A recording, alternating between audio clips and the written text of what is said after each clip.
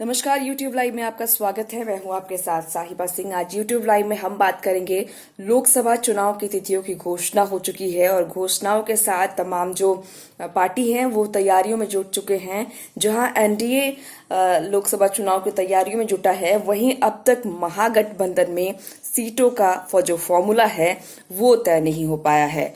लगातार बैठकों का दौर जारी है दिल्ली में। लगातार जो जितने भी घटक दल हैं, हम बात कर लें आरजेडी के तेजस्वी यादव की, हम बात कर लें अखिल बिहार कांग्रेस अखिलेश यादव की, और साथ में आरएलएसपी के अध्यक्ष उपेंद्र कुशवाहा की, वीआईपी के मुकेश सहनी की, तमाम जो महागठबंधन के घटक दल हैं वो इस वक्त दिल्ली में मौजूद हैं और लगातार बैठकों का दौर जारी है। लेकिन जो सीटों का फॉर्मूला ऐसा माना जा रहा था कि 17 मार्च तक तय हो जाएगा और उसे उजागर कर दिया जाएगा, उससे सार्वजनिक किया जाएगा, वो अब तक सामने नहीं आया है। अब तक लगातार बैठकें हो रही हैं लेकिन कोई भी नतीजा नहीं निकला है, कोई भी नतीजे तक नहीं पहुंच पाए हैं। ऐसा इसलिए भी है क्योंकि लगातार सारा पूरी जो जिम्मेदारी है तो वो तेजस्वी के हाथ में है। पूरी जिम्मेदारी, पूरी बागडोर जो है वो तेजस्वी के हाथ में है। यानी कहीं ना कहीं तेजस्वी उतने परिपक्व नहीं हुए हैं कि इन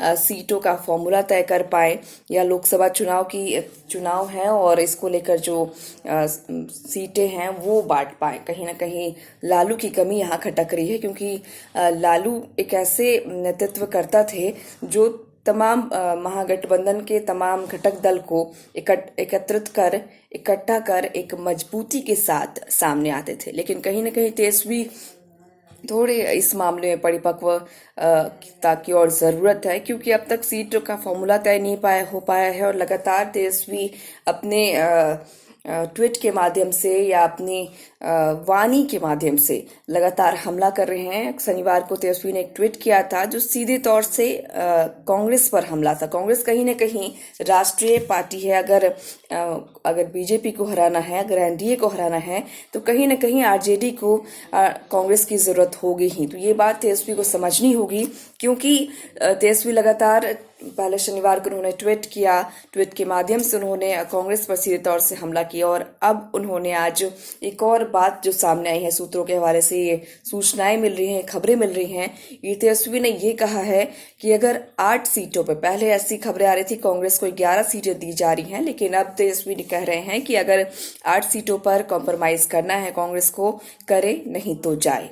ये कहना है तेजस्वी यादव का। तो कहीं से भी ये एक परिपक्व नेता, परिपक्व नेतृत्वकर्ता का एक भूमिका नहीं होती इस तरीके से ट्वीट के माध्यम से, या इस तरीके से किसी उतावलेपन में आके, किसी गुस्से में आके इस तरीके का बयान देना कहीं ना कहीं सही नहीं माना जाता। इसलिए कहीं ना कहीं लोकसभा चुनाव में महागठबंधन में लालू की कमी जरूर खलेगी। अगर लालू होते तो शायद अब तक सीटों का फॉर्मूला बैठ गया होता और सीटों का जो तमाम जो महागठबंधन के घटक दल हैं वो उनकी बातें जरूर सुनते, क्योंकि लालू हमेशा से एक परिवार को, एक पूरी पार्टी को जोड़ के रखने की कोशिश करते हैं और उनकी बातें तमाम घटक दल के जो नेता हैं वो जरूर सुनते हैं। लेकिन तेजस्वी कहीं ना कहीं इसमें थोड़े से कच्चे खिलाड़ी नजर आ रहे हैं, क्योंकि पहले उन्होंने शनिवार को ट्वीट किया और कांग्रेस पर हमला बोला, फिर आज उन्होंने सीधे तौर से कह दें कि कांग्रेस को अल्टीमेटम दे दिया है कि अगर रहना है तो रहो, 8 सीटों पर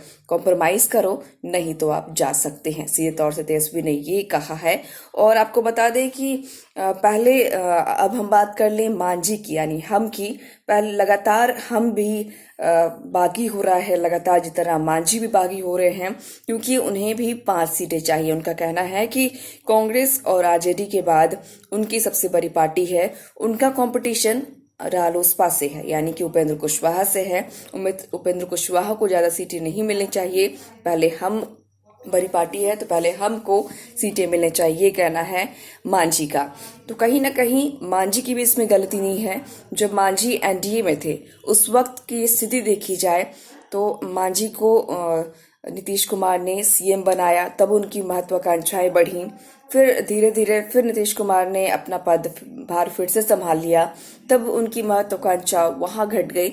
लेकिन जब एक बार महत्वाकांक्षा बढ़ जाती है तो घटने में थोड़ी सी दिक्कत जरूर होती है। लेकिन फिर ऐसी परिस्थितियां बनी कि एनडीए में मांझी को ऐसा लगने लगा कि उनकी कोई ज़रूरत नहीं है, उन्हें नीचा दिखाया जा रहा है। इसको लेकर मांझी को महागठबंधन ने ऑफर दिया मांझी को कि आप महागठबंधन में शामिल हो।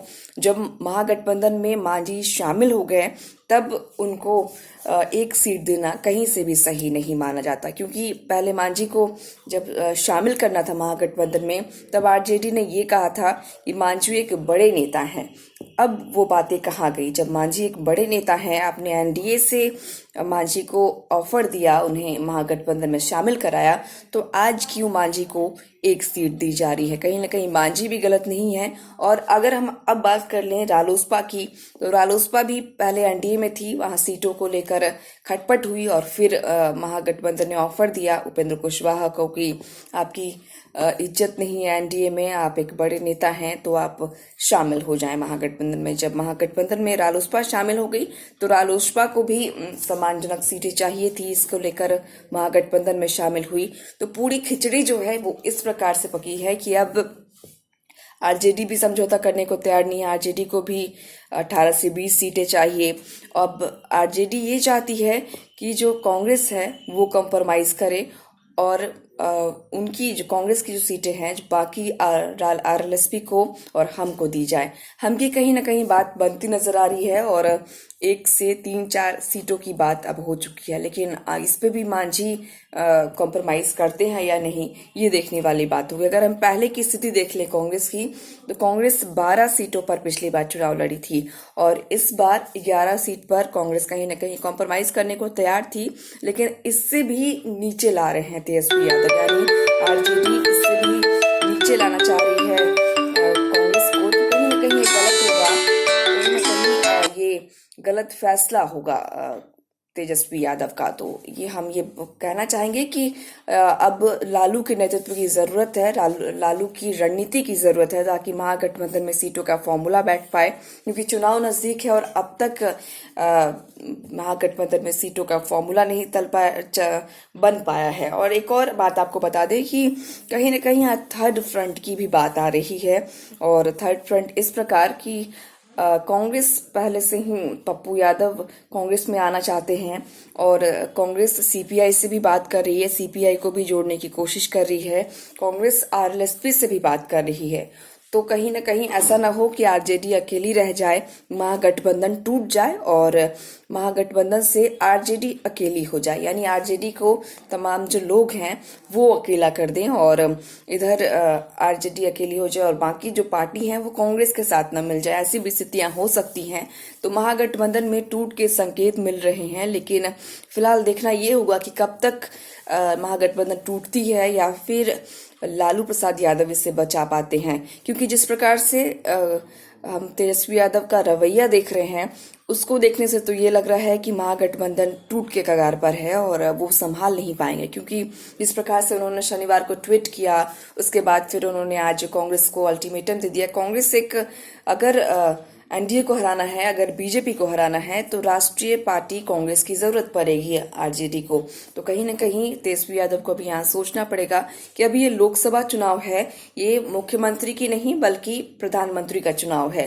तो इसमें कहीं ना कहीं वो कॉम्प्रोमाइज कर लें, क्योंकि अगर आपने गठबंधन किया है, अपने महागठबंधन बनाया है, तो उसमें आपको एक दूसरे पर ट्रस्ट करना होगा। तमाम जो घटक दल हैं उसमें आपस में सामंजस्य बैठाना होगा, तब जाके कहीं सीटों का फॉर्मूला तय होगा। और साथ में आपको ये भी बता दें कि तेजस्वी को यकीन करना होगा कि ये लोकसभा का चुनाव है, यानी प्रधानमंत्री का चुनाव है। अगर एनडीए को हराना है, अगर बीजेपी को हराना है, तो कहीं ना कहीं कांग्रेस की जरूरत पड़ेगी, क्योंकि कांग्रेस राष्ट्रीय पार्टी है। और इस तरीके से जहां पहले ये बात नजर आ रही थी कि कांग्रेस जो अगली चुनाव होगी 2020 के चुनाव में तेजस्वी सीएम के उम्मीदवार होंगे और ये जो लोकसभा चुनाव है उसमें राहुल गांधी प्रधानमंत्री के चेहरे होंगे। ये बातें सामने आ रही थी, लेकिन तेजस्वी अभी इस चुनाव में भी कोई कॉम्प्रोमाइज करने को तैयार नहीं है। वो आरजेडी को ज्यादा से ज्यादा सीटें देना चाहते हैं और कांग्रेस को कहीं ना कहीं उन्होंने अल्टीमेटम दे दिया है। तो कहीं ना कहीं तेजस्वी को समझना होगा, या फिर अब क्या होगा आगे महागठबंधन का, ये तो आने वाला वक्त ही बताएगा। फिलहाल महागठबंधन की नैया डूबती है या नैया पार होती है, ये तो आने वाले 1-2 दिनों में ही पता चल पाएगा कि क्या कुछ होता है, या फिर लालू प्रसाद यादव बचा लेते हैं इस नैया को। ये तो देखने वाली बात होगी। फिलहाल आपको ये जानकारी अच्छी लगी हो और हम आपको लोकसभा चुनाव के पल पल अपडेट्स दे रहे हैं, क्या कुछ बिहार में गतिविधियां हो रही हैं वो हम आपको अपडेट कर रहे हैं। और हमारे YouTube चैनल को सब्सक्राइब करें और इस जानकारी को शेयर करें।